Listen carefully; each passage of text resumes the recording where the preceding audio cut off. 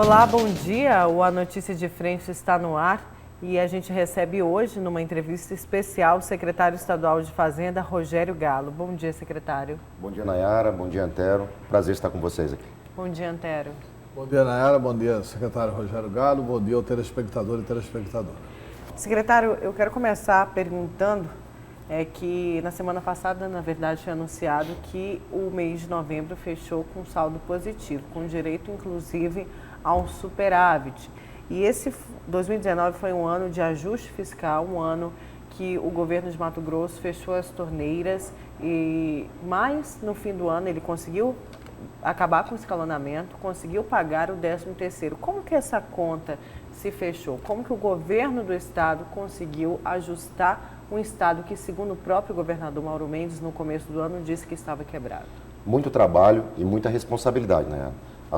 O governador, quando assumiu, eu era o secretário de Fazenda, fui secretário de Fazenda em 2018, sabia da realidade fiscal do estado, sabia das despesas que estavam programadas para 2019 e nós começamos a desmontar algumas artificialidades que existiam, inclusive com a contribuição de apoio e cooperação dos poderes, inclusive do Tribunal de Contas, que decidiu tirar do cenário jurídico do Estado uma resolução que colocava lá os gastos com o pessoal, retirava dos gastos com o pessoal o imposto de renda. Voltando para dentro o imposto de renda, nós estouramos já no final do ano passado os gastos com o pessoal que estavam no limite. Com essa contabilidade criativa, o tribunal refez a sua resolução e isso fez com que o Estado, nós começássemos um ano estourando o Poder Executivo, que tem um limite de 49%, em quase 59%, gastando R$1 bilhão a mais em pessoal do que a Lei de Responsabilidade Fiscal estabelece. Isso ao lado das medidas que foram tomadas em janeiro, né? Relembrando aqui, a Lei de Responsabilidade Fiscal Estadual que foi aprovada, a lei da RGA, que regulamentou a RGA, um estado que tem dificuldade financeira para pagar o próprio salário, não tem sentido você exigir que ele arque com a reposição geral anual.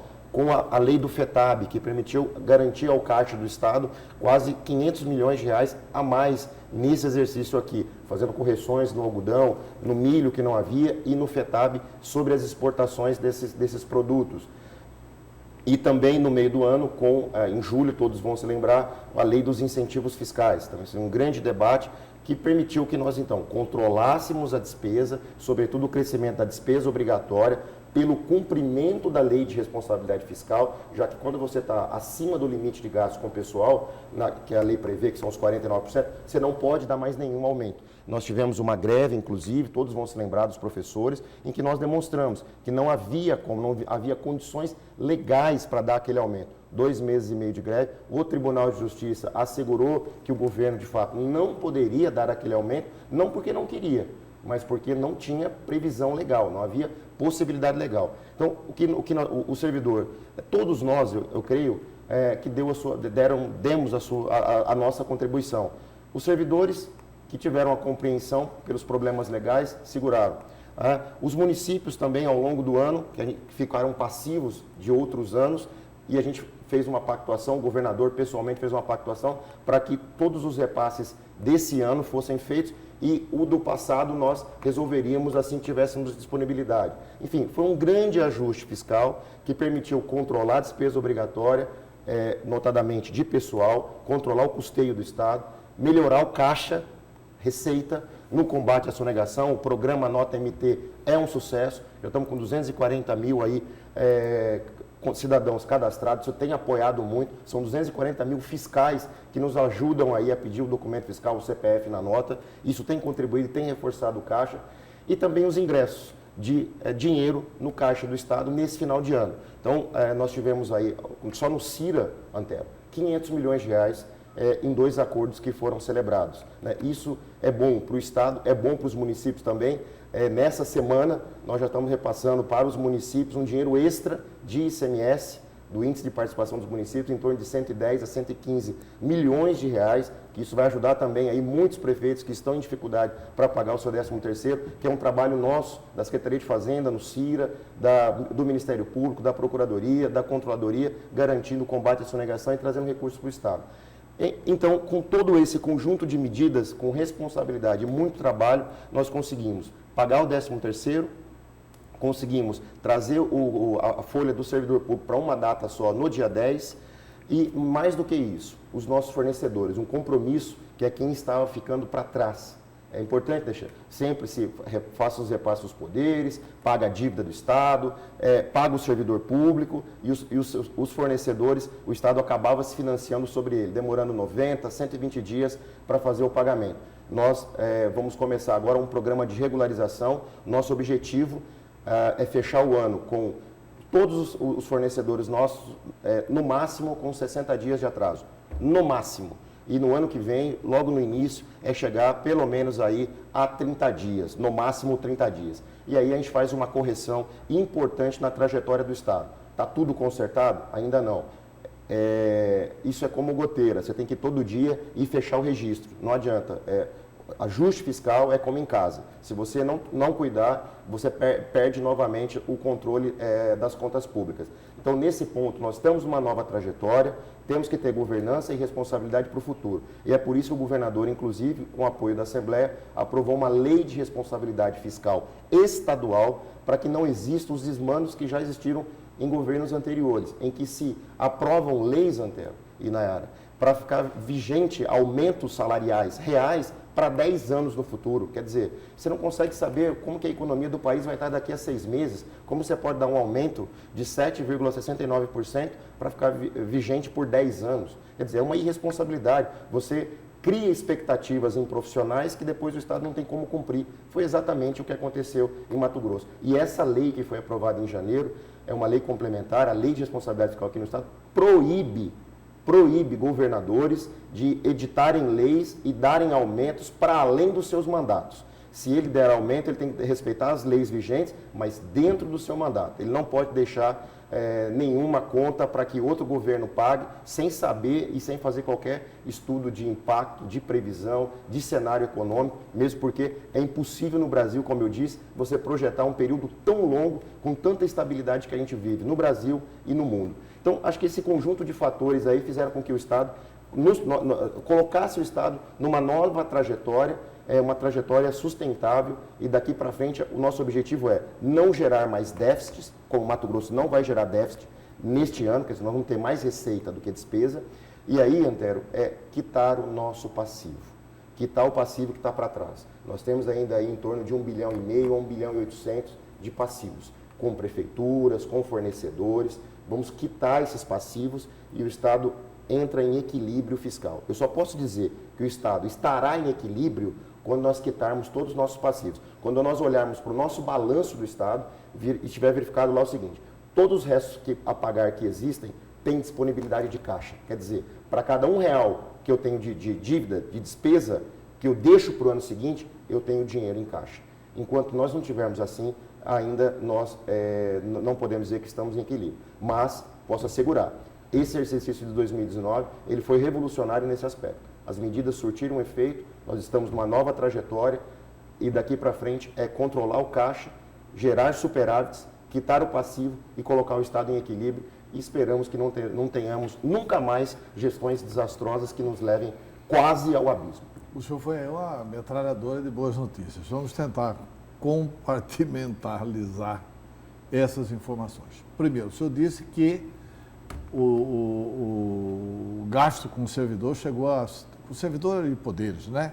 A 59%. A folha do executivo só, Antero. Só do executivo. Chegou a 59%. A 59%. Quando o limite prudencial é de 49%. Quando o limite é 49%, o prudencial é 10% a menos, dá 47%. Nós estamos a rigor acima do prudencial, quase 12%. Nós começamos o ano assim. Depois do ano todo, como é que está isso para o ano que vem? Porque muita coisa, o Estado chegou no superávit, etc. e tal, no final do ano. Né? Em novembro não tínhamos essa informação. Essa informação agora é de dezembro. Isso não é um evento aleatório? Quer dizer, o CIRA pode ser considerado um evento aleatório ou não? Sim. Interrogação. Sim. Esse dinheiro que veio da Lava Jato já chegou aqui ou não? O dinheiro que veio do pré-sal já chegou aqui ou não? O senador Jaime Campos acredita no dinheiro do FEX. Está contabilizado ou não? Não, o dinheiro do FEX nós não contabilizamos e nem colocamos na programação orçamentária, porque de fato é um dinheiro incerto e acabando o ano, não acredito que haja mais espaço, tampouco previsão orçamentária no OGU, no Orçamento Geral da União, para que faça esse pagamento para os estados. Então, nós não trabalhamos com o FEX, mas são receitas extraordinárias, tanto as do CIRA quanto as do pré-sal. Isso permite que a gente feche esse ano, esse exercício de 2019, em equilíbrio. Qual que é o nosso objetivo? Não fazer com que a despesa cresça. Pois é, e para 2020 como é que fica? Porque você não sabe quanto que você vai ter de CIRA. Isso. Para 2020, a lei orçamentária que lá se encontra, nós temos uma previsão, se tudo acontecer, de déficit em torno de 500 milhões de reais. Quer dizer, nós começamos esse ano, de 2019, com a projeção de 1 bi e 500.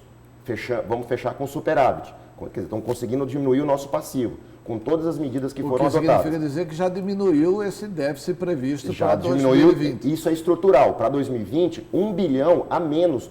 Quando você abre o orçamento, 1 bilhão a menos de déficit. Quer Não dizer, só 1 bilhão a menos, como que passa de superávit para lá, né? como vai já impactar o superávit que entra para 2020, isso já ajuda na execução orçamentária do exercício de 2020. Então, assim, nós temos, de fato, aí uma condição e há uma perspectiva de melhora da arrecadação do ICMS. Nós fizemos cortes em incentivos fiscais também, cortes, sobretudo nos incentivos fiscais do PRODEIC, que tinham alguns excessos, falta de isonomia, empresas que tinham 90% e outras tinham 60%. Enfim, colocamos em equilíbrio benefícios setoriais. Haverá, então, um reforço também de caixa no ICMS. Então, nós não contamos para o orçamento de 2020 com receitas extraordinárias. Por quê? Nós temos que sustentar o Estado com receitas permanentes. E é uma pergunta interessante, Antero, que todos fazem, se essas receitas extraordinárias, elas podem abrir espaço para você criar uma despesa permanente. Quer dizer, eu posso dar um aumento salarial com base numa receita que ela é flutuante e incerta, como é uma receita do CIRA, como é um evento desse do pré-sal. Na Lei de Responsabilidade Fiscal Estadual, nós corrigimos essa distorção que inclusive existe na Lei de Responsabilidade Fiscal Federal. Isso sai da contabilidade da receita corrente líquida. Eu não posso, é a mesma coisa, uma pessoa que recebe lá um 13º e achar que todo mês de dezembro, todos os meses, ele vai ter a mesma receita que ele teve em dezembro, que são 2 salários. Né? E aí ele vai e criam dívidas, por exemplo, um financiamento com base numa receita que se repetiu uma vez apenas, que ocorreu uma vez apenas. Então, nessa lei de responsabilidade fiscal, nós retiramos da contabilidade essas receitas extraordinárias. Isso é estrutural, quer dizer, todo aumento que for ser dado daqui para frente para o servidor público tem que ser com base em receitas que sejam permanentes e regulares. Não podemos mais dar cheque sem fundo. Você dá um aumento com base numa arrecadação boa que você teve no último quadrimestre, como é esse agora de setembro, outubro, novembro e dezembro. Né? Tem uma boa aí, em abril eu solto um monte de cheque sem fundo. Mas quem garante que eu vou ter um novo CIRA com 500 milhões de reais? Quem garante que nós vamos ter um novo leilão do pré-sal com mais 330 milhões de reais? Por isso que, eu digo que a Lei de Responsabilidade Fiscal, o dinheiro da Lava Jato é em torno de 40 milhões de reais, são 430 milhões que serão partilhados em partes iguais com todos os estados da Amazônia Legal. Então, são 9 estados, né? São 9 estados, coube aí a Mato Grosso 45 milhões, esse foi o acordo entre os governadores no Supremo Tribunal Federal. Já chegou o dinheiro? Não, o dinheiro ainda não chegou. Deve estar para ingressar, deve ingressar junto com os recursos aí do pré-sal que está previsto. E a despesa do pessoal, que era 59%? Ela termina porque, o Estado fez ajuste, etc e tal. Tem deputado, por exemplo, como o deputado Wilson Santos, que fala assim, nós apoiamos aqui o ajuste do governador Mauro Mendes, mas ele fez um ajuste pífio. Podia ter feito um ajuste maior. Para quanto é que reduziu a folha? O gasto com o pessoal, que era 59, virou quanto? Então, nós vamos fechar agora esse terceiro... Pro ano que vem. O terceiro quadrimestre. Nós temos uma perspectiva de queda. Não temos um número fechado, porque eu não fechei a arrecadação desse mês de dezembro, que aí eu vou somar os 4 meses, você sempre apura quadrimestralmente. Então, isso a gente deve divulgar, Antero. Já devo ter preliminares em meados de janeiro, até o final de janeiro já tem esses números. Mas certamente nós já tivemos uma melhora. Foi o primeiro ano na série de 10 anos, dos últimos 10 anos, que nós tivemos uma estabilização da folha, que a folha não cresceu mais do que a receita. Então, isso é muito significativo. Isso, de fato, foi o grande ajuste que foi feito e nós contivemos a folha nesse ano em quase R$1 bilhão. Ela era para ter crescido R$1 bilhão a mais. Mas não dá para falar percentualmente em quanto que provavelmente vai chegar a despesa com folha? A despesa com folha a gente deve fechar. O executivo deve fechar 11 bilhões e meio. Não. 11 bilhões e meio fechado. 59% vira quanto? Então, essa é a questão. Eu não tenho ainda o detalhamento para eu afirmar quanto fechará, mas certamente deve ser algo em torno aí entre 52% a 55%. Só vou insistir claro. num assunto, porque é interessante isso, inclusive para o servidor público. Porque assim, com tanta boa notícia, olha, entrou 500 milhões do CIRA, entrou o dinheiro do pré-sal, entrou isso, entrou aquilo, significa que estamos prontos para dar a RGA. Ainda não? Nós temos uma fórmula. A fórmula ela vai ser. Pois é, já tem foi a criada fórmula em lei. Não, nós temos. O cálculo é feito com o fechamento de abril. Então a gente olha em abril, pega os últimos 12 meses, eu estou falando de abril de 2020. Nós vamos olhar os últimos 12 meses, colocar lá as receitas e as despesas na tela. Se der esse índice der maior que 1, o Estado tem capacidade financeira para fazer o pagamento. Do contrário, não tem. Então, é isso que nós regulamentamos em janeiro do ano passado.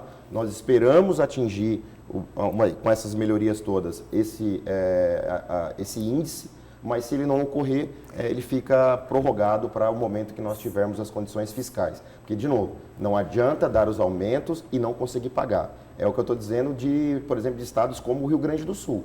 O Rio Grande do Sul está pagando agora, em dezembro, a primeira parcela do salário de outubro, de R$ 1.500. Não pagou sequer o 13º de 2019. Enfim, não adianta você não ter as condições fiscais, dar o aumento, agrada, mas depois você não tem como pagar. Falando do 13º de novo, um telespectador mandou uma mensagem aqui para o Grupo Gazeta, ele falou o seguinte: o pagamento do 13º foi uma enganação com os contratados, uma vez que o governo renovou os contratos agora em novembro com os colaboradores e, ao contrário dos últimos anos, ele só pagou um mês do 13º e jogou o restante para a rescisão do contrato, coisa que demora no mínimo de 4 a 6 meses. Então, a realidade é que os servidores e também a população, o que foi falado não é verdade, os servidores e a população de que foi pago todo o 10º em dia. O nome dele é o Marcel. Marcel, respondendo aí a sua indagação, os contratados, sobretudo da educação, os temporários da educação, o pagamento do 13º é feito na rescisão do contrato. E a rescisão do contrato, ela vai ocorrer no dia 10 de janeiro. Então, 10 de janeiro vai receber o salário de dezembro e todos os seus direitos, inclusive o 13º salário. Então, em função disso, é que tanto a Secretaria de Planejamento e Gestão quanto a Secretaria de Educação colocaram, o dinheiro estava em caixa, mas como não havia sido feita a rescisão, nós não tínhamos como pagar. E aí o pagamento vai ocorrer no dia 10 de janeiro. Não vai demorar de 4 a 6 meses, como você mencionou. Vocês vão receber todos os professores contratados, temporários, no dia 10 de janeiro. Quantos salários o Estado conseguiu pagar neste ano? Porque até novembro, né, que são os 11 meses, dezembro ainda não venceu, né? Até novembro, que são 11 meses de salário, o Estado pagou, assim que a gente tem de memória, 2 13º, né? Que pagou 2 13º. Sim, foi o de novembro. Um parcelado e um cheio. Total agora em novembro. E o que o Estado, portanto, pagou de salários? Quantas folhas o Estado pagou em 11 meses? 11 meses, nós estamos fechando praticamente quase 14 folhas. Quase 14 folhas. Em termos financeiros, né, de caixa. Nós pagamos todos os salários desse ano, pagamos o 13º, como você mencionou, que tinha 13º atrasado também de comissionado e também de contratados, que não tinham sido pagos, e das empresas estatais. Então nós pagamos, não sei se vocês se recordam, se todos se recordam, nós terminamos de pagar o 13º de 2018 em abril, né, em parcelas foram em janeiro, fevereiro, março e abril, dos aniversariantes de novembro e dezembro do ano passado, dos contratados e também dos comissionados. Então é possível dizer, eu até cheguei a fazer essa conta, que nós pagamos quase 14 folhas em um ano, com muito esforço, mas respeitando aí o compromisso que o governador Mauro tem com o servidor público, de fazer novamente aí, encaixar o salário em uma só parcela e de honrar com o 13º salário religiosamente em dia, inclusive com os temporários, contratados temporários, que vai ser pago no dia 10 de janeiro em função da data da rescisão deles. Secretário, o senhor já tem uma avaliação sobre o resultado dessa campanha, que para mim ela é uma campanha de cidadania, uma campanha de educação tributária, de exigir a nota fiscal, peça a sua nota fiscal e tal. O que essa campanha e o que essa adesão à campanha melhorou com relação à receita do Estado de Mato Grosso? Já dá para avaliar isso? Depois da campanha, qual que é o plus que teve a receita do Estado, porque o cidadão passou a exigir a nota fiscal? Antero, excelente pergunta. O programa Nota MT, ele é a menina dos olhos, né, da Secretaria de Fazenda e de todos os servidores. Era um sonho dos servidores fazendários de implantarem esse programa de cidadania fiscal, como você mencionou. Nós já estamos com 240 mil cadastrados. Nós melhoramos a arrecadação, Antero. Eu vou pegar um setor para você, bares e restaurantes.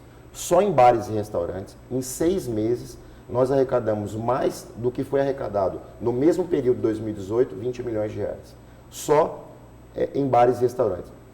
Em termos de número de documentos fiscais, de notas fiscais emitidas, nós tivemos um aumento de 12% de notas fiscais emitidas, que houve o crescimento em função das pessoas passarem a pedir o documento fiscal.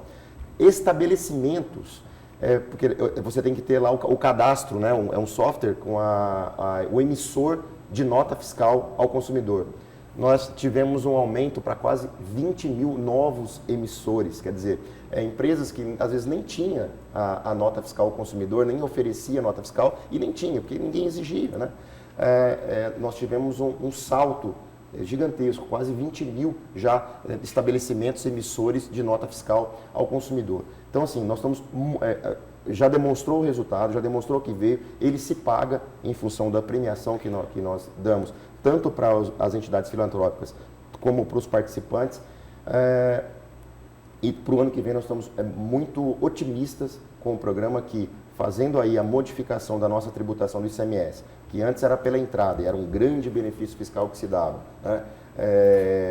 Toda a tributação do comércio ela se encerrava com uma alíquota sobre o valor de entrada e depois o Estado ele não se apropriava de absolutamente nada em relação ao preço de venda. Isso nós vamos ter para 2020 com essa mudança também e com o comportamento dos cidadãos em exigir o documento fiscal, um incremento de arrecadação. Agora, tem 2 pontos na nota MT. Primeiro, eu queria depois uma avaliação do senhor do comportamento tanto dos empresários e dos contribuintes aqui de Mato Grosso em relação à nota. Porque muitos reclamam, eu chego no estabelecimento, eles não me oferecem, ou então, sempre que eu peço, o sistema está com algum problema. Outra uma grande dúvida aí da população, os sorteados que têm débito com o governo de Mato Grosso, esse dinheiro é abatido.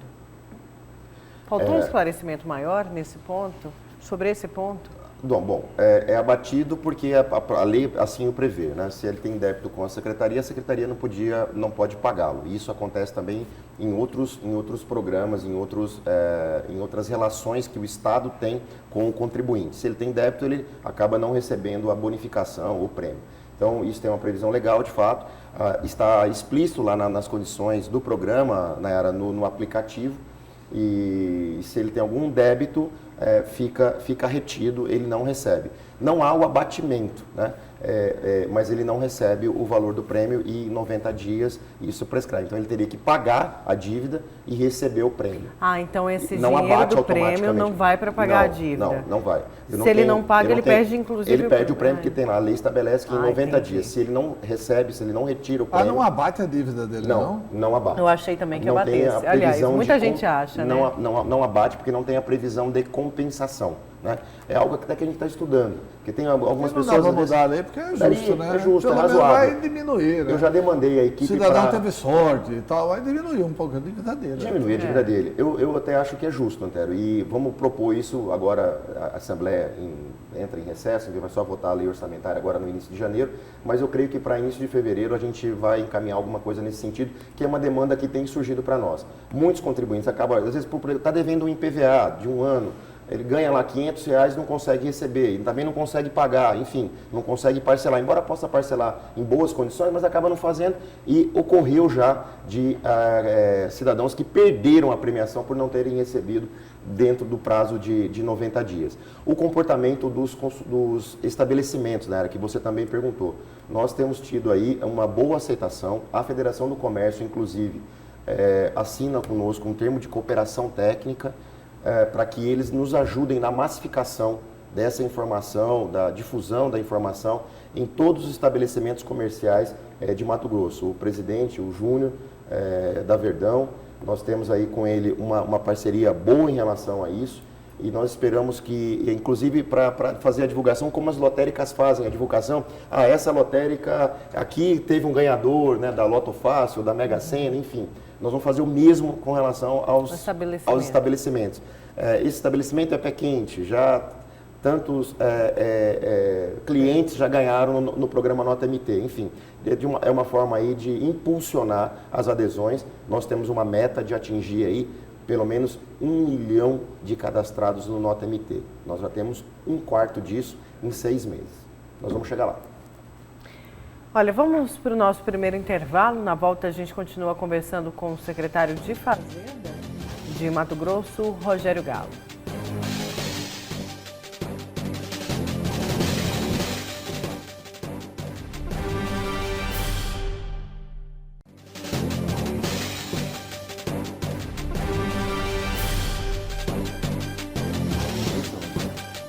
Voltamos com a notícia de frente. A gente volta a conversar nesta entrevista especial com o secretário de Fazenda, Rogério Galo.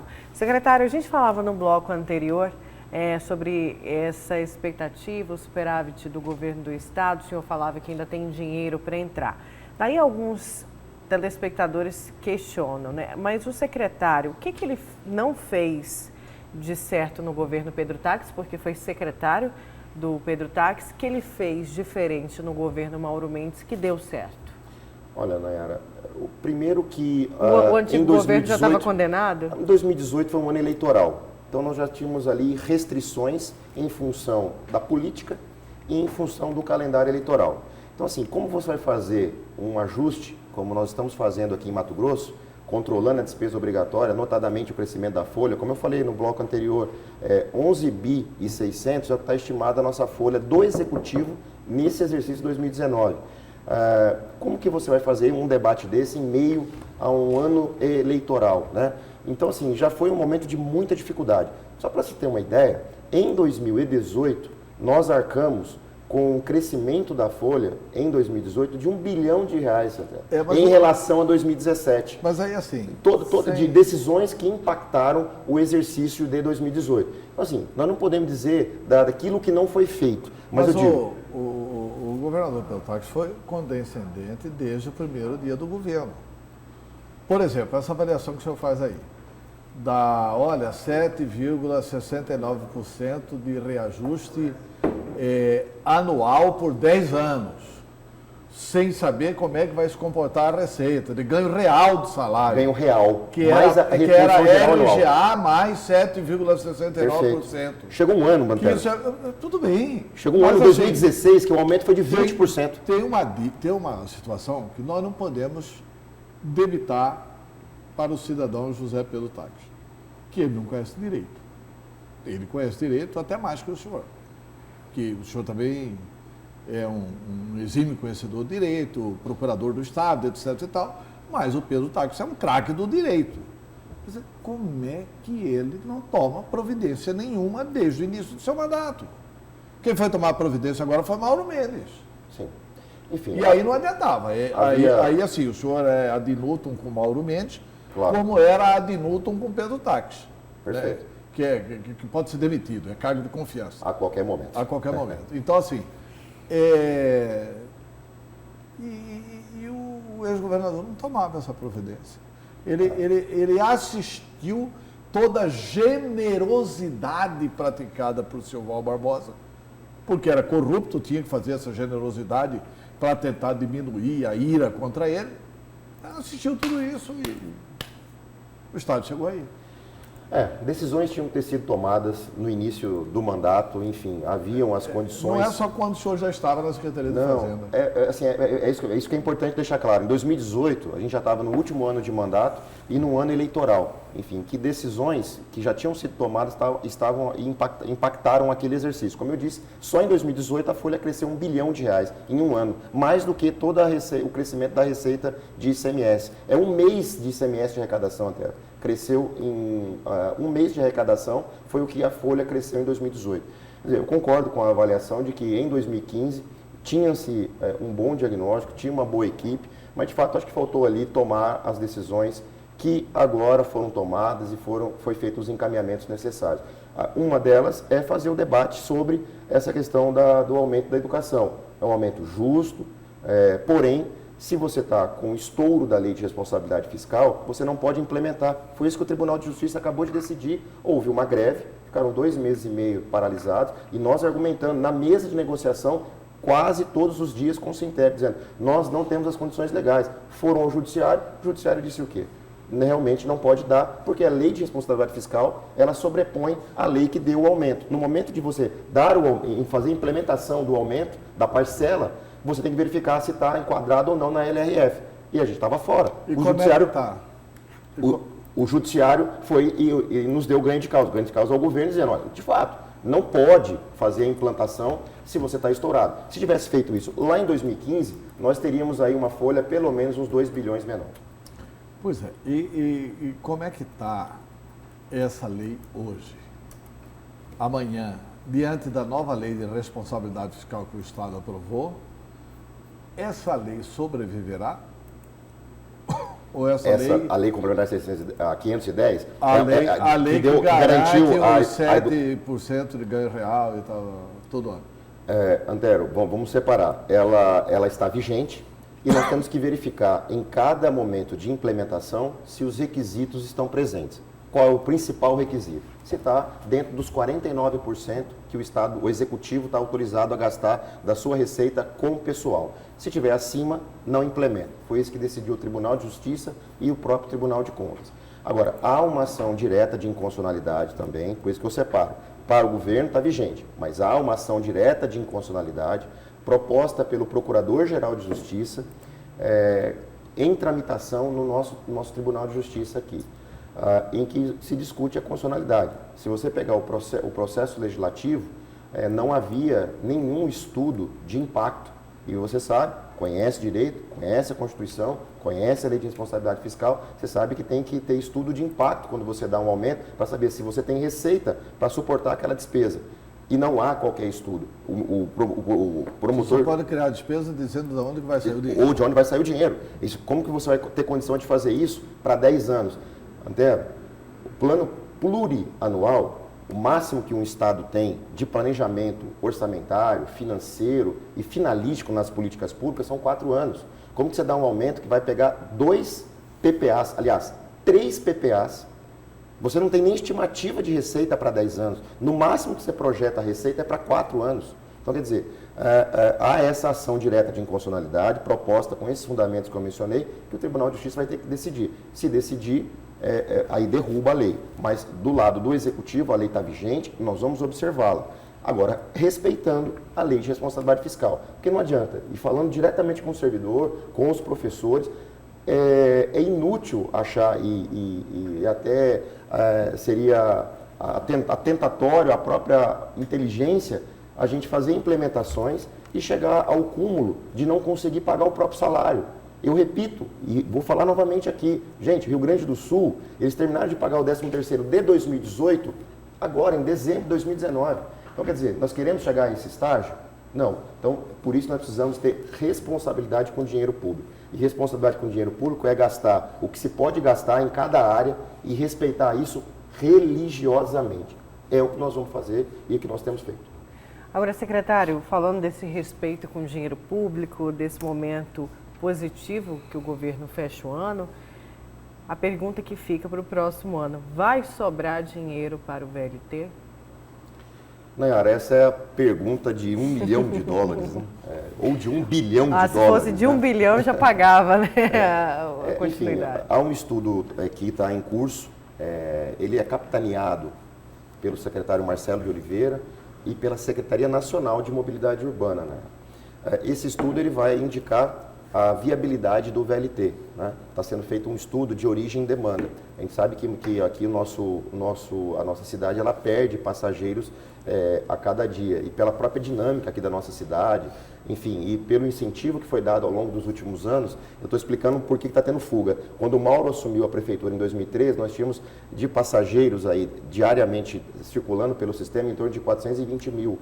Quando terminou o mandato, em 2016, já estava com 380 mil. Com levantamento de quem isso, secretário? Quem que atesta isso? Bilhetagem eletrônica. Isso é bilhetagem eletrônica, Antero. Hoje o sistema é totalmente informatizado, então o passageiro ele tem um cartão, ele faz a bilhetagem, isso fica num software e a Secretaria de Mobilidade Urbana do município ele tem esses dados, hoje é a ARSEC, a agência reguladora. Então ela tem esses dados todos e esse é o dado da bilhetagem. Até para a gente discutir exatamente isso, e é isso que a Secretaria Nacional de Mobilidade Urbana puxou a discussão. Mas isso não está no controle exclusivo? Da viabilidade, só para fechar aqui o raciocínio, da viabilidade do pós-término de obras de implantação do VLT. Quanto vai custar? É importante ter essa resposta para tomada de decisão e compartilhar isso com a sociedade. Quanto o sistema, ou o Estado, o município, vai ter que colocar de dinheiro para financiar? A gente sabe que o metrô de São Paulo, ele tem um financiamento do governo do Estado de São Paulo de R$1 bilhão. R$1 bilhão que o governo coloca para manter a tarifa nos patamares semelhantes ao de ônibus, né? Então, quer dizer, é um sistema que custa dinheiro, né? Tem que ter passageiros para sustentá-lo, e quando menos passageiros você tem, mais que o Estado tem que colocar dinheiro. Então, como você está falando de orçamento, de escolha política, e está falando de algo que vai durar por 30 anos, inclusive impactar novas gerações, é um debate que por honestidade de propósito e responsabilidade, todos esses números têm que estar à mesa. E esses números, eles nunca estiveram à mesa para afirmar e atestar com clareza. Olha, depois de implantado, a passagem vai custar X reais. Então, o Estado e o município vão ter que entrar com X milhões de reais para que haja aí uma paridade da passagem do ônibus, do bilhete do ônibus com o bilhete do VLT. Então, é isso que o governador responsavelmente encomendou às equipes técnicas. Há uma mediação, Antero, do secretário nacional e da Secretaria Nacional de Mobilidade Urbana, para que a gente não fulanize essa discussão aqui no nosso território. A gente sabe que esse é um tema que leva à paixão, né? De um lado ou de outro, né? Favoráveis ou contrários. Então, isso está sendo feito com muita serenidade, sendo feito de forma técnica, e eu tenho certeza que em março, abril, deve ser apresentado aí um relatório com base em estudos, com base em evidências, e o governador e o secretário nacional de Mobilidade Urbana, consultando aí também as prefeituras que são interessadas, vão tomar a melhor decisão. Duas perguntas sobre isso que eu acho que precisam ser respondidas. Para mostrar que a gente não tem má vontade com o VLT. A primeira pergunta a ser respondida é o seguinte: o governo só fala, todas as vezes que fala, quando fala alguma coisa, o governo só fala no seguinte: quanto é que custa para terminar o VLT e quanto é que vai custar do subsídio? Para operar. Para operar. O governo nunca fala o seguinte: quanto é que custa não terminar o VLT? Quanto é que custa o VLT não tendo a obra terminada? Porque tem um custo também que o Estado já está pagando. Por exemplo, quanto que o Estado pagou esse ano do VLT? 500 milhões? Não, do VLT foi menos. Algo em torno de 200 milhões, 240 milhões de reais. É 20 milhões de reais por mês. Para o VLT não funcionar.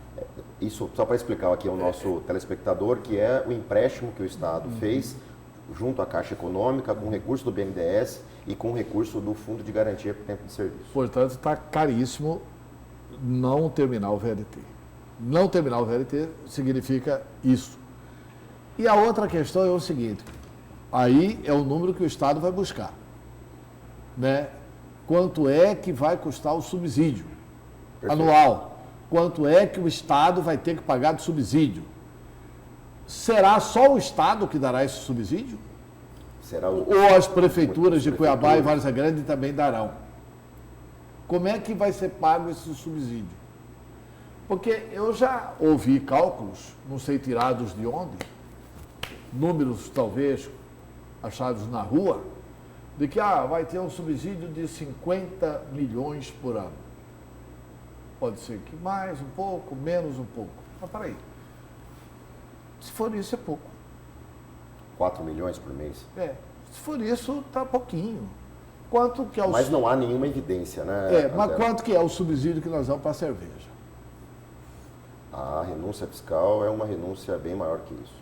Enfim, bem maior que isso. Quer dizer, para a cerveja a gente pode dar mais subsídio. Só a diferença de uma empresa que tem a fruição de 90% de incentivo para 60%, só esses 30% dá quase 140 milhões por ano. Nós estamos brigando aí na justiça para que a gente reduza para os 60%. Então, eu acho que se o subsídio ficar na casa de 50 milhões, 60 milhões... Mas tudo é especulação, né, Antero? Não dá para... Não dá para bancar nada. Você mesmo disse, é um número achado na rua. É um número achado na rua, que o governo irradia. O governador Mauro Mendes chegou a dizer esse número. Ele já falou, na verdade ele não falou o total, mas falou, por exemplo, a passagem não ficaria menos, só que fazendo cálculo, ficaria menos de R$9. E aí não dá para passar R$9 pro passageiro. Tem que ser o quê? A média nacional, que é 4,30, um pouco menos. E o resto, quem vai subsidiar é o governo do Estado. As perguntas, né? Quem vai subsidiar? Qual é o valor do subsídio? Quem vai controlar? Porque você envolve, quando você fala de VLT, você está falando de linhas que vão desaparecer no município. Linhas de transporte coletivo rodoviário municipal. Porque não pode ter concorrência. Esse é outro ponto, Antero. Você não pode ter uma concorrência.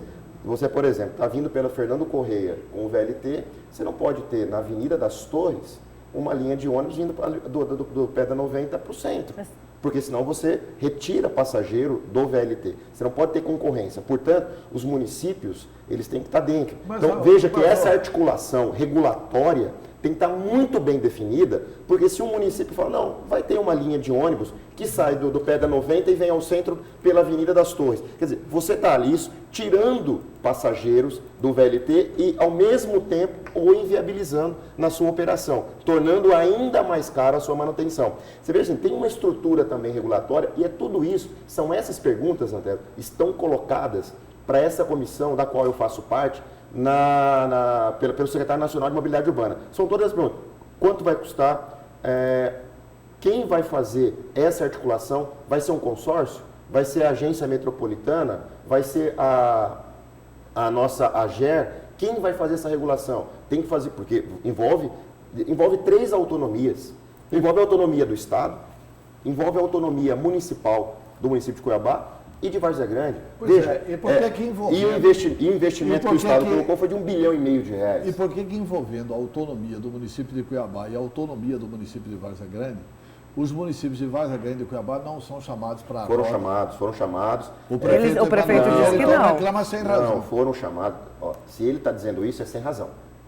A equipe dele, o Antenor, esteve numa reunião técnica com a equipe dele, esteve em Brasília, foi solicitado documentos, compartilharam documentos, foram ouvidos, houve a reunião com Várzea Grande e com Cuiabá. Então, estão participando, sim, e ofereceram os documentos.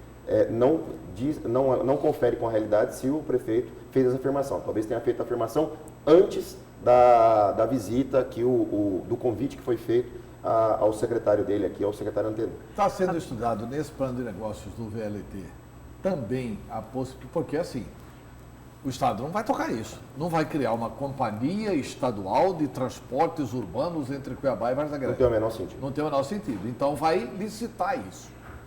E isso vai trazer algum dinheiro para o Estado. Isso está em estudo também. Porque a concessão, quanto como será operada? Concessão? A concessão. É uma concessão o quê? Para terminar a obra e para fazer a operação. Exatamente. Então, quer dizer, você já tem que ter um bom operador. E nessa operação, alguém vai ter que se responsabilizar por fazer o pagamento daquilo que for o subsídio. Se é que vai ter subsídio, o estudo quem vai dizer qual é o tamanho aí do déficit que o VLT vai ter, a necessidade de aporte do Estado. Então, é isso tudo que o estudo vai ter que evidenciar e quem fará essa gestão. né? Essa gestão certamente vai ter que ser compartilhada, porque, de novo, envolve autonomias e nós não podemos colocar, ninguém virá botar R$1 de investimento num contrato com esse risco. Entre quem? Entre municípios e Estado. Município de Cuiabá, município de Várzea Grande e o Estado de Mato Grosso. Né? O Estado já estudou a lei da como que fala? A lei da região metropolitana? Da região metropolitana, sim, que é uma lei... Sim, uma lei de 2013, moderna. Feita pelo Antônio Joaquim quando era deputado estadual. Não, assim, há uma possibilidade de colocar pela agência metropolitana, né, que seria a AGEM. Né? Enfim, esses arranjos, eles têm que ser pactuados. É que na AGEM, ela envolve outros municípios que não apenas Cuiabá e Várzea Grande. Né? Então, enfim, talvez aí tivesse, né, a participação de municípios que não teriam envolvimento direto e aí poderia ser impertinente a agência metropolitana fazer essa regulação. Mas esse é um assunto que também vai ser debatido e vai ser colocado qual é o melhor arranjo, qual é a melhor estrutura. Nós temos bons exemplos no país, um dos exemplos é o de Belo Horizonte. Belo Horizonte funciona muito bem, você tem na região metropolitana de Belo Horizonte em torno de 20 municípios. Todos eles são articulados, atuam em cooperação e em consórcio, e as licitações são feitas envolvendo todas as linhas municipais e as intermunicipais. E funciona muito bem. E além disso, onde funciona VLT troncal, como é o modelo nosso, troncal assim, passa o VLT mais ou menos na espinha dorsal de Cuiabá e Várzea Grande, e os ônibus funcionam como alimentadores do VLT e não como concorrentes do VLT. Né? Normalmente, em países mais avançados do mundo que adotam o VLT, os donos de ônibus normalmente se associam com os que participam do negócio VLT para que não haja exatamente essa concorrência deletéria. Se houver essa concorrência, nós vamos dizer que haverá uma inviabilidade do próprio modal do VLT em Cuiabá. E uma outra questão que é muito importante e também está sendo estudada é a característica do desenvolvimento urbano de Cuiabá. Antero, você conhece Cuiabá como ninguém, você sabe que nós temos bairros muito distantes e a ocupação de Cuiabá, ela continua a ter um incentivo a que você fique sempre nas áreas do entorno do perímetro urbano da cidade. Então, quanto menos adensada a cidade é, quer dizer, mais espalhada, pior para modais que têm essa característica troncal que o Antero falou. Quer dizer, cada vez mais as pessoas estão saindo da Fernando Correia e estão saindo da Avenida do CPA. Os estabelecimentos comerciais, nós estamos pegando até do CAGED para verificar o número de empregos que estão gerados nessas vias. Eles vêm caindo, por quê? Você tem uma migração natural de empresas desses eixos para outros lugares. Quanto menos adensamento você tem, pior é.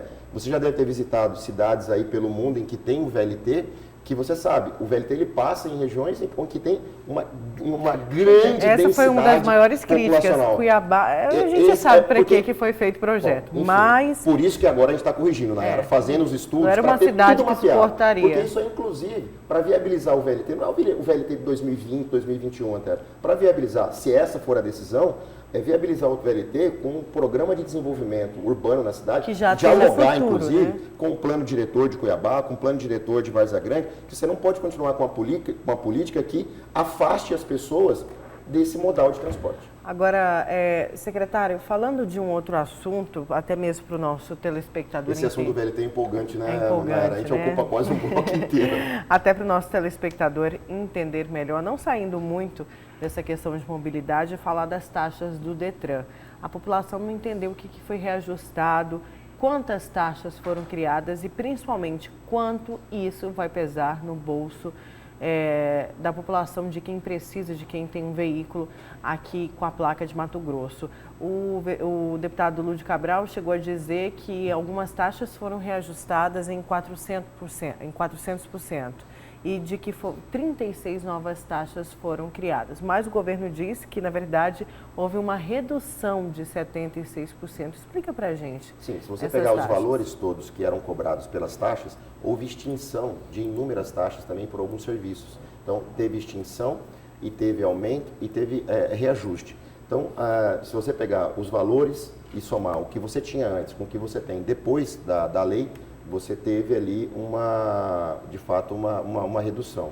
Então, foi um realinhamento de preços. A gente sabe que os serviços que o Detran contrata de empresas que prestam o serviço e esses serviços de interesse da população têm os seus contratos reajustados anualmente e as taxas não eram reajustadas. Então, o que houve foi esse equilíbrio aí entre aquilo que o Detran acaba pagando para a sua manutenção, sobretudo para empresas terceirizadas de software que faz a gestão da CNH, enfim, de tudo aqui, todos os serviços que são prestados, também teve que levar isso para a taxa e houve esse aumento. Mas, enfim, não é nos patamares que foram mencionados pelo deputado. O release do governo fala em diminuição. Sim, é isso que eu estou explicando, porque houve extinção de muitas taxas por alguns serviços. Então, como você extinguiu, você pegar tudo aquilo que era cobrado, tudo que é cobrado hoje, né, pela lei anterior e pela lei que foi aprovada, você tem uma diminuição. Esse dinheiro do Detran vai para onde, secretário? Fica na gestão da conta única do Estado, entra na conta única do Estado e são feitos repasses mensais ao Detran de acordo com a necessidade. Porque o Detran arrecada bem e a necessidade do Detran nunca é coberta, né? Quer dizer, a fonte 100 se apropria do dinheiro para gastar em outro lugar. Há empréstimos, isso é verdade, isso está evidenciado no balanço do Estado, mas a conta única, assim que ela voltar a ser superavitária, hoje há um déficit grande e a gente vem trabalhando para que isso, nós falamos isso no primeiro bloco, a tendência é que a gente vá diminuindo aí esses empréstimos e deixe o dinheiro com os seus respectivos órgãos. É o que acontecia, por exemplo, no FETAB há dois anos atrás. Você tinha, tal era a necessidade de se pagar, por exemplo, folha salarial, que você emprestava o dinheiro do FETAB para fazer o pagamento da folha e depois você tinha que devolver. Só que você não tinha o dinheiro para devolver, você acabava frustrando as finalidades. Então, isso nós estamos corrigindo com o equilíbrio fiscal do Estado. De modo que as receitas dos fundos ficam descentralizadas, continuam com os fundos e a conta única, se apropriar, ela tem condição de devolver rapidamente. O senhor voltou a tocar num assunto aí que é mais apaixonante que o VLT, que é essa apropriação de dinheiro do FETAB. O governo Mauro Mendes está agora, no final do ano, tomando uma série de providências e retomada de obras, ele retomou mais de 100 obras no estado de Mato Grosso, exatamente em função da utilização de um percentual dos recursos do FETAB. Me parece que 30%. 30% mais 10% da MTPAR. 40% de tudo que é arrecada do FETAB vai sendo retomado nessas obras. Isso, em torno de Quando 500 que milhões. Nós vamos retomar o recurso do FETAB para o FETAB? Ou isso é ilusão? 2022, até. Em 2022, a gente chega com 70% do recurso do FETAB aplicado nas suas finalidades. E 30% ainda com a possibilidade de você aplicar em saúde, preferencialmente em saúde, segurança e educação. Então, como o Estado está em recuperação, nesse momento a gente precisa ainda de caixa para fazer frente às despesas gerais do Estado. Sobretudo em segurança pública, em assistência social. Né? Então, foi pactuado que houvesse nesse momento a utilização de 60% do FETAB, isso com autorização legal, e 40% para essas finalidades que você mencionou. Isso aí garantiu em 2019 500 milhões de reais e para o ano que vem mais 500 milhões de reais estimados aí de investimentos e dinheiro no caixa da Sinfra. Secretário, eu vou voltar a uma afirmação do senhor lá no primeiro bloco. O senhor falou que o Estado e tal arrecadou aí 500 milhões do CIRA, é isso? Perfeito. Perfeito. De duas empresas? Duas empresas. Quais são elas? Eu posso falar as empresas, porque a cláusula de sigilo é só para não divulgar fatos, porque é sigilo fiscal. É para não divulgar a conta bancária deles. Isso, claro. Mas foi um TAC firmado com a Ambev e um outro com a AMAG. A Ambev e a AMAG. Isso, a Ambev e a AMAG. Vamos para mais um intervalo. Na volta a gente continua conversando com o secretário de Fazenda do Estado, Rogério Galo.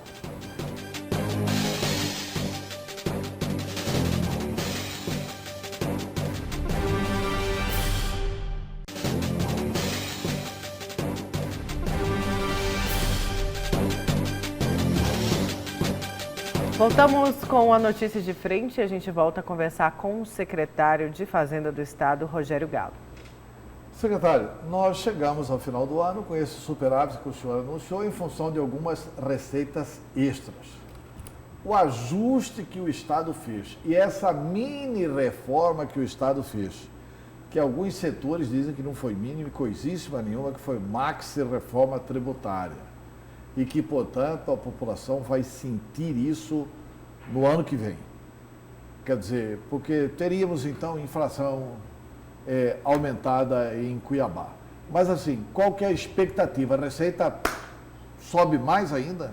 Porque essa reforma tributária, ela tem que obedecer o princípio da anualidade, da trimestralidade, não tem isso? Tem. E, portanto, ela não entrou em vigor. Não, o Estado ainda não se beneficiou dela. Só em 1º de janeiro. Só em 1º de janeiro. É importante deixar então, claro, Tero. Quantos por cento que vai aumentar a receita do Estado só em função disso? Nós estamos estimando aí, além do crescimento, que não é só em função, nós estamos projetando quase R$1 bilhão a mais em receita de ICMS em 2020. Porém, não é decorrência apenas dessa revisão dos benefícios fiscais, que a gente reduziu o benefício fiscal. Porque você tem também a projeção de 2,5% de crescimento do PIB, isso aumenta consumo, você tem a aplicação da própria inflação, que é a reajuste de preços, isso também impacta no ICMS, sobretudo na tarifa de energia elétrica, que tem o ICMS ali, em combustível, também está muito atrelado a isso. Então, nós temos essas variáveis que também fazem crescer. Então, nós estimamos que a nossa reforma, isso que foi encaminhado, que reduziu benefícios fiscais, deve melhorar a nossa receita aí em torno de 350 a 400 milhões de reais. O restante é em função da perspectiva de crescimento, né, do PIB, tudo aquilo que é produzido no nosso país, a economia está voltando a se enriquecer e oxalá que de fato isso aconteça, e também em razão desse controle de preços de dois componentes fundamentais da nossa receita do ICMS, que é a energia elétrica, que todo ano tem a tarifa aumentada, e isso aí é 20% do ICMS, advém da energia elétrica, e também de combustíveis que tem ali os seus preços fixados com base em cotações internacionais. Então, em torno de 350 a 400 milhões de reais é o impacto. Agora, não tem também todo esse alarmismo, né? Enfim, como a gente viu aí nos últimos dias circulando nas redes sociais. O que nós fizemos foi uma revisão, e você há de concordar comigo, eu tive contigo no teu programa de rádio na semana passada, e nós conversávamos sobre isso, que não tem sentido o comércio ter incentivo fiscal. E havia um grande incentivo fiscal. Até usei um exemplo do copo. O copo ele entrava por R$10 vindo de São Paulo, se pagava 13% em cima desse valor de entrada, dava R$1,30 e encerrava. Se o copo fosse vendido por R$50, aquilo não gerava nenhuma receita adicional para o Estado. Isso não é o ICMS. O ICMS é o quê? É o débito da venda dos R$50, você aplica 17%, dá R$8,50, menos o crédito da entrada. Entrou por 10, o crédito de São Paulo é 7, daria o quê? 70 centavos. 8,50 menos 70 centavos da entrada daria, portanto, 7,80. Só que ele pagou quanto, Antero? 1,30. Então, nós tínhamos ali uma renúncia de 6,50. O que nós fizemos agora? Nós diminuímos essa renúncia fiscal e isso ia para onde? Para a margem? Ia para o preço? Isso era repassado para o consumidor final, para nós? Essa é a pergunta. Nós tínhamos aspirina, que era vendida era comprada por R$1, tributava 15% sobre R$1 e vendia por 9. Quanto que o Estado perdia? E isso ia para o consumidor? Tem estudos do Banco Mundial que demonstram claramente os impostos sobre o consumo, eles são péssimos para você fazer política social e controle de preços. Eles são bons para arrecadar e essa é a finalidade dele, é sustentar a política pública. Se você acha que vai dar um benefício e isso aí vai impactar no preço, é uma falácia. Mato Grosso do Sul, em 2017, o governador Reinaldo Azambuja deu uma diminuição da alíquota do óleo diesel de 17% para 12%. Pergunto para você, uma semana depois, quanto estava o preço na bomba? O mesmo valor. Ele deu por 6 meses. 6 meses depois ele voltou aos 17%. Aí depois, por outras razões, ele voltou a 12%. Mas não houve não houve repasse do benefício fiscal no preço do produto. Então esse debate a gente pode fazer e demonstrar e abrir as margens, né? Abrir as margens. Havia gente que estava aí no comércio levando muito. Então o que nós fizemos foi um ajuste, mesmo porque o sistema que estava vigente era um sistema inconstitucional, o próprio TJ e o Ministério Público ingressou com a ação, então havia uma insegurança jurídica grande e nós fizemos a reinstituição. Agora, por que nós mantivemos aí um patamar de benefício? Até conversávamos sobre isso. Por conta do comércio eletrônico. O nosso comércio físico ele é muito importante porque ele gera muito emprego. Então nós precisamos manter e preservá-lo do comércio eletrônico, porque senão uma empresa com um computador, com um grande centro de distribuição em São Paulo, ele fica lá só distribuindo mercadoria para o país inteiro e nós ficamos sem empregos aqui no nosso comércio local. Então o que nós estamos fazendo, na verdade, é um ajuste de carga, para não se pagar lá a carga efetiva de 17%, pagar menos do que isso, e isso o nosso comércio ele ficar também competitivo. Por exemplo, como as lojas de eletrodomésticos. Se a gente não tomar cuidado, né, e calcular bem a carga tributária do ICMS sobre das lojas de eletrodomésticos, a gente acaba empurrando todo mundo para a internet. E empurrar para a internet é sacrifício de inúmeros empregos. Então, é isso que a Secretaria de Fazenda está atenta, junto com a Secretaria de Desenvolvimento Econômico, e em constante diálogo com as federações de comércio e de indústria. Ainda sobre esse assunto, principalmente na questão dos medicamentos, o setor ele prevê um aumento para o próximo ano com a reforma tributária do governo de pelo menos 17% nos medicamentos.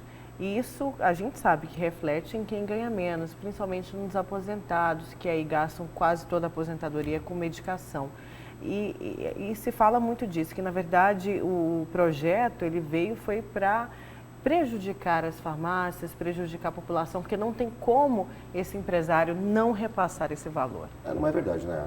Enfim, nós tínhamos aqui, como eu falei agora há pouco, nós temos exemplo, as notas fiscais estão lá na Secretaria. Então a gente tem as informações do setor, né? Eu não divulgo aqui, não estou divulgando de nem contribuinte A, B ou C, nem uma empresa A, B ou C. O que eu estou fazendo com as informações que nós dispomos na Secretaria, a gente já verificou isso. Ele compra por 1, em alguns casos, e vende por 9. Olha, tem uma margem de quantos por cento? De 800%. E isso aí não dá para diminuir no benefício, não dá para isso ser absorvido já no preço que é praticado hoje. Então, assim, mas ele não vai fazer isso, né, secretário? Se não fizer, aí é uma questão de mercado. Aí você tem também, os preços são regulados por mercado, né? Então, cabe ao consumidor também fazer pesquisa. E quem tiver o menor preço, levar. E o mercado tem que regular isso. Agora, nós não podíamos continuar com uma renúncia fiscal de mais de R$1 bilhão para o comércio, que não fazia o menor sentido. Que alguém estava levando esse dinheiro, não era o Estado, não estava se revertendo em política pública e tampouco indo para o preço. Quer dizer, vamos lá, né? Não dá para continuar desse jeito. Ô, secretário, tem uma preocupação de um assunto que eu considero gravíssimo e que eu acho pouco debatido em Mato Grosso, que é a reforma tributária nacional.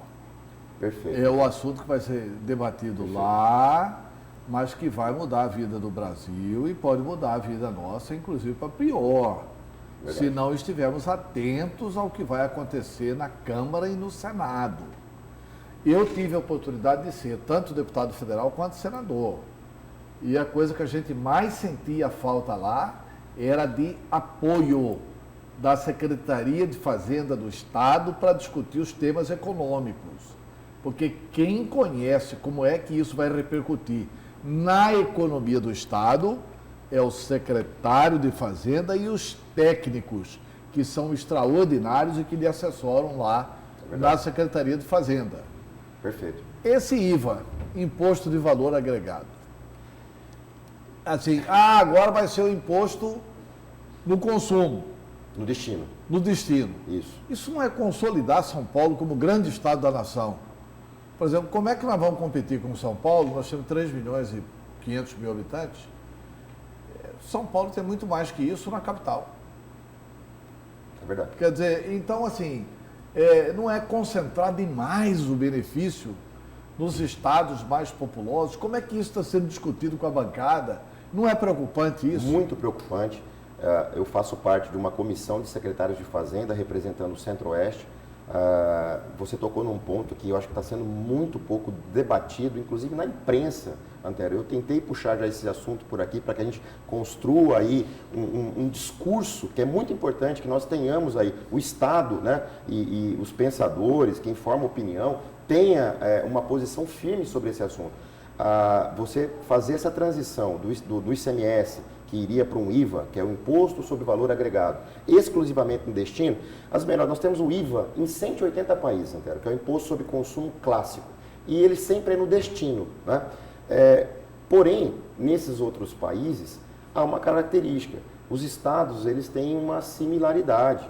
Você não tem tantas desigualdades regionais. Né? O nosso país, nós temos muitas desigualdades regionais. E o que se argumenta é, quando você deixa um pouco do imposto na origem, tem guerra fiscal. Porque como que a gente consegue atrair uma indústria de cerveja para cá? Porque a gente dá um benefício fiscal, essa empresa vem aqui e gera 500, 600 empregos, que nós não teríamos se não houvesse o benefício. Essas empresas, se o imposto for só no destino, o que é o imposto do destino, gente? Quando nós comprarmos um copo, esse imposto vai ficar exclusivamente para o estado em que o consumidor estiver sediado. Se ele vende pela internet, você compra um copo por qualquer site e ele entrega aqui em Cuiabá, essa tributação vai ficar exclusivamente para Cuiabá. Porém, como você disse, a nossa população é pequena. Se nós não tivermos um pedaço daquilo que a gente produz, hoje nós vamos produzir aí quase 8 bilhões de litros daqui a 6 anos de etanol. Nós temos aqui um consumo de 1,5 bilhão por ano. Nós temos que mandar para fora 6,5 bi. Essa receita nós vamos perder ela inteirinha. Inteirinha. Por quê? Vai ficar só para os estados em que estiver sediados os consumidores. Nós construímos uma proposta dos secretários de Fazenda em que a gente coloca um fundo de desenvolvimento regional, parte do recurso que for arrecadado com esse novo imposto vai para um fundo de desenvolvimento regional para que os estados continuem conseguindo atrair empresas e investimentos e um fundo de compensação, até. Eu acho que isso é fundamental, sobretudo para um estado como o nosso que é exportador. Mas na lei é obrigatório, né? Na Constituição, garantindo já patamares para estados como o nosso. Só desse jeito nós podemos embarcar numa aventura de fazer uma reforma tributária com essas características. Já que o senhor está na rodada decisiva, o senhor está conversando com os que vão decidir isso, tem uma coisa que funcionou, e eu falo da minha experiência como constituinte. Norte, Nordeste e Centro-Oeste. E nós temos características para nos unir nesse debate. Se nós unirmos Norte, Nordeste e Centro-Oeste, nós fazemos a maioria do Congresso para aprovar essas propostas. Só estou dando um dado político, perfeito, que é a quantificação dos plenários da Câmara e do Senado. Unindo Norte, Nordeste e Centro-Oeste, nós fazemos a reforma tributária que nós quisermos lá. E eu acho que é muito importante a gente partir para isso. Nós temos dialogado muito com os secretários de Fazenda das regiões do Norte, Nordeste e sobretudo aqui no Centro-Oeste, na nossa região. O objetivo é exatamente esse, Antero. Nós colocamos como uma condição fundamental e imprescindível.